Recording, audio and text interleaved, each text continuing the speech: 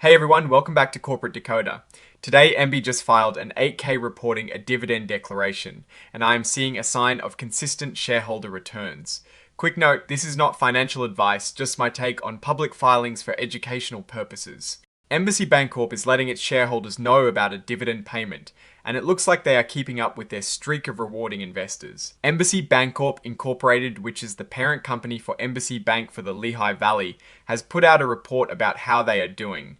The most important event here is that their board of directors has decided to give out an annual cash dividend. This means that for every share of EMBY Bancorp you own, you will receive 55 cents.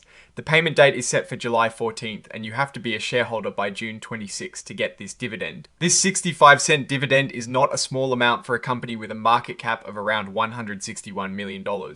Recent news headlines show that this dividend has been increased by 14%, marking what is now 17 years of consistent dividend hikes.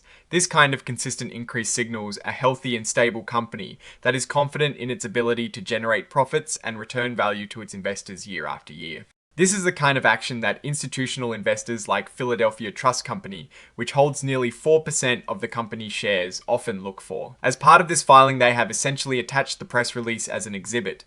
This is common for 8K filings where companies are announcing something specific like a dividend, a merger, or a significant event that doesn't require a full financial statement disclosure within the 8K itself. The report is signed by Jeffrey C. Schuman, who is the Executive Vice President and Chief Financial Officer.